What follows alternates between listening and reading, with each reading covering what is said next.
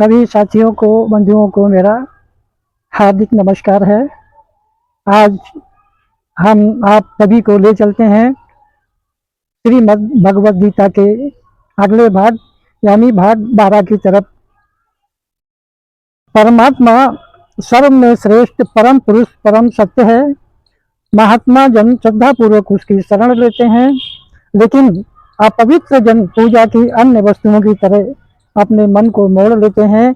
मनुष्य को हर चीज में, हर बात में सहजता चाहिए।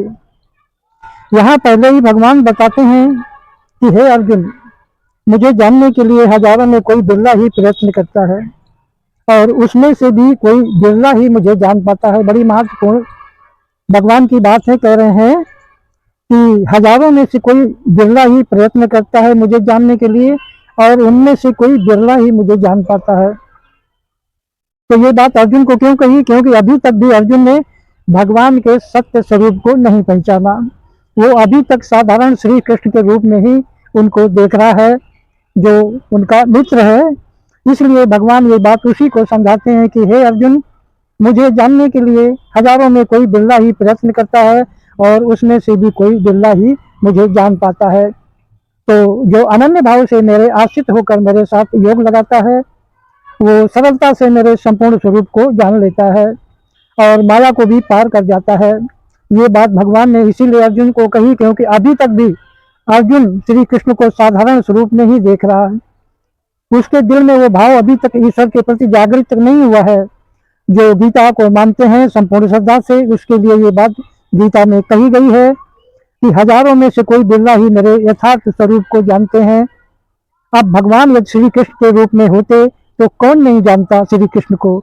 सभी जानते हैं श्री कृष्ण कौन है, लेकिन फिर भी अगर ये बात कही गई है कि हजारों में से कोई बिरला मुझे जानते हैं, अर्थात फिर वो स्वरूप कौन सा है?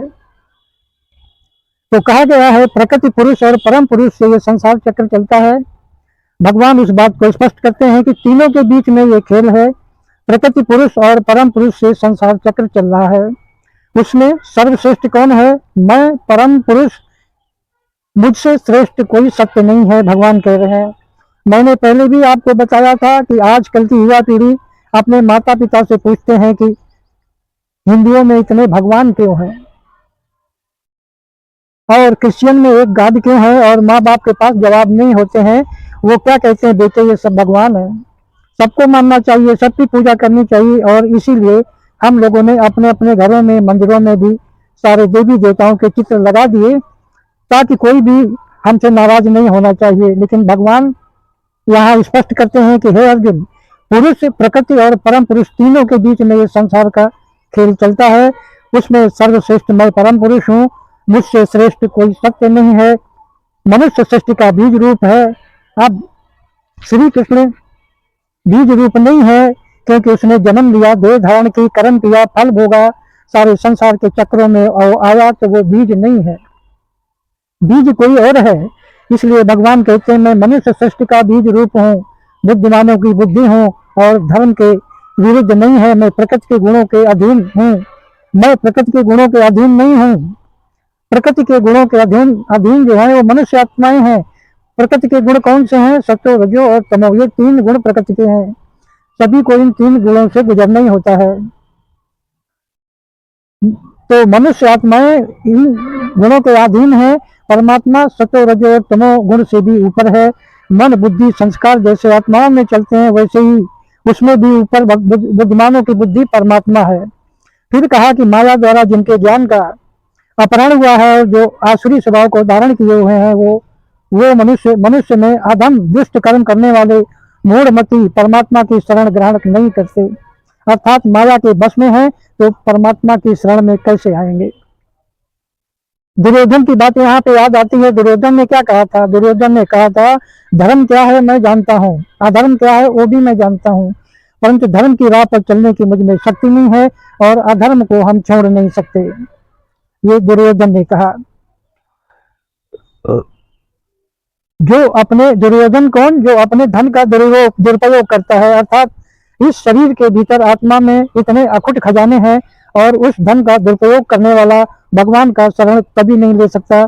इसीलिए आज के संसार में भी ऐसे कई लोग हैं जो कहते हैं धर्म क्या है पता है, अधर्म क्या है वो भी हम जानते हैं, परंतु धर्म के मार्ग पर चलने की शक्ति नहीं है और अधर्म को छोड़ नहीं पाते हैं, तो हम उसको क्या कहेंगे।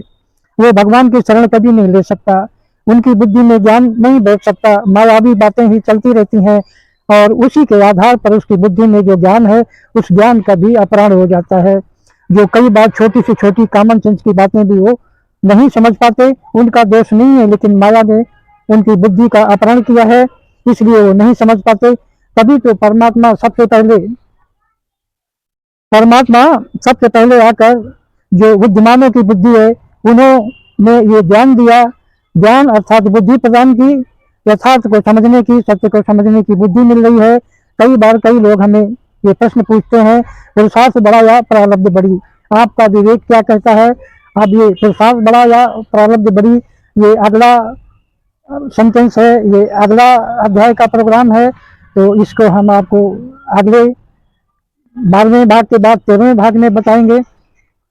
आप सभी से अनुरोध है, ये जो गीता एपिसोड भगवत गीता का जो आप महत्वपूर्ण ज्ञान अर्जन कर रहे हैं, अगर आपको अच्छा लग रहा है तो आप अपने मित्रों में, साथियों में, सब में शेयर करें और इस वीडियो को लाइक कर दें, सब्सक्राइब कर दें और ये ज्ञान को अगर सुन रहे हैं तो धारण करने की भी कष्ट करें। बहुत बहुत धन्यवाद, नमस्कार।